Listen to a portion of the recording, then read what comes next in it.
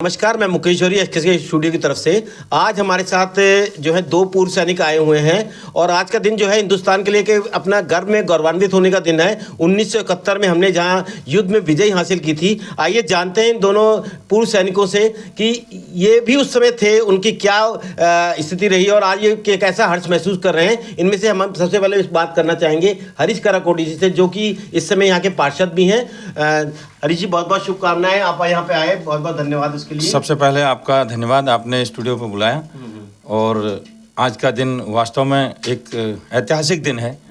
हमारे जो सेना ने 1971 में जो लड़ाई लड़ी पाकिस्तान के साथ बांग्लादेश को आज़ाद कराने के लिए, 13 दिनों तक चला युद्ध यह, और इसी युद्ध में 16 दिसंबर के दिन विश्व के नक्शे से पाकिस्तान को बदल दिया गया था। बहुत आज सबको बधाई देता हूँ मैं। आज का दिन हम सैनिकों के लिए विशेषकर अच्छा दिन है। सुबह 4 बजे से मैं मैसेज कर रहा हूँ, क्योंकि एक नई ऊर्जा मिलती है जब ये ऐतिहासिक दिन हमको याद आता है। आपका धन्यवाद। सर, आप भी बीएसएफ से जुड़े हैं। जैसे अभी हरीश जी ने कहा कि हम जब जीतते हैं तो सैनिक का जो सीना है वो और चौड़ा हो जाता है और खुशी महसूस होती है। आप कैसे महसूस करते हैं? जीतने के बाद जो है जवान का दिल जो है बहुत ही हौसला बुलंद रहता है। उस समय जो है ईस्ट पाकिस्तान था, उस ईस्ट पाकिस्तान से बांग्लादेश को इंडिया ने आज़ाद कराया। उसमें उनकी मुक्ति वाहिनियाँ चलती थी। हम लोग ने बॉर्डर में ड्यूटियाँ करी तो मुक्ति वाहिनियाँ बॉर्डर में चलती रहती थी।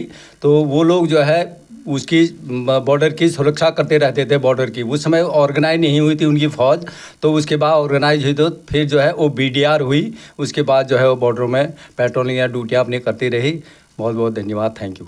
हरीश जी, और एक बात है कि इस समय आप सैनिकों के लिए, जो इस समय हमारा देश जो है वो उसकी सेना भी जो है विश्व में कहीं ना कहीं दूसरे तीसरे नंबर पे आती है, उनके लिए क्या संदेश देना चाहेंगे जिससे उनका मनोबल बढ़े और वो देश के लिए ऐसे सेवा करें?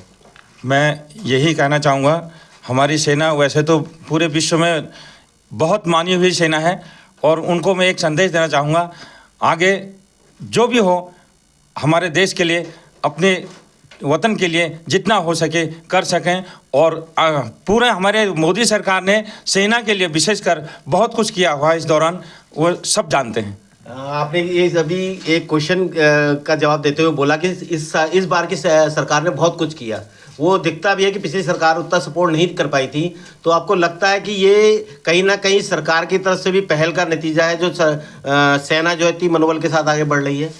मैं अपनी याद दिलाऊं, 30 साल पहले मैं जो है बॉर्डर पर था, तो पाकिस्तान और हमारा जो है सैनिकों का हमारा झड़प होते रहती थी। तो तब पाकिस्तान के सैनिक बोलते थे कि आप, हमारा ऑर्डर हमारी जेब में है और तुम्हारा ऑर्डर दिल्ली से आएगा तब तक जो है तुमको हम ख़त्म कर देंगे। तो ये उनका कहना होता था। आज वो दृश्य है, मोदी जी ने वो दृश्य कर दिया है। आज हमारी सेना अपने जेब में ऑर्डर रखी हुई है और न किसी कहीं पूछने की ज़रूरत होती है, डू एंड डाई उसी समय मारने का आदेश है। पर फिर भी अपोजिशन कहता है प्रूफ चाहिए मुझे। अपोजिशन है, सर्जिकल स्ट्राइक पर उन्होंने सवाल उठाए, कई चीज़ों पर ऐसी सेना का मनोबल गिराया। आपको मालूम है दीक्षित जी ने क्या बोला था, सेना के जनरल को बोला था कि जो है गली के गुंडे की उपाधि दी थी। ये बहुत निंदनीय था और शर्मनाक है। और उसी कड़ी में जा रहा हूँ, 93,000 सैनिकों को जो है हमारे सैनिकों ने जो है बंदी बनाया था और इंदिरा गांधी ने छोड़ने में 1 मिनट नहीं लगाया था।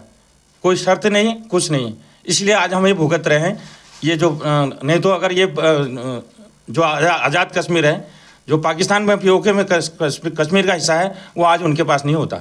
ये इनकी जो है देन है सब। अगर हम शर्त लगाते तो 93,000 सैनिकों को छोड़ने में पूरा एरिया हम लेकर के बैठते। आजकल भी जो है संसद में बहुत चल रहा है, अमित शाह जी जो है पीओके को लेकर बहुत बयानबाजी कर रहे हैं, उसको किस नज़रिए से देखते हैं? अमित शाह जी तो लगे हैं, राजनाथ सिंह जी ने भी बयान अभी दिया था कुछ महीना पहले, ज़्यादा समय नहीं हो रहा है, कि हम इसको जो है, और हमारे जनरल वीके सिंह ने भी यह बयान दिया था कि पीओके अपने आप ही हमारे अंदर आ जाएगा।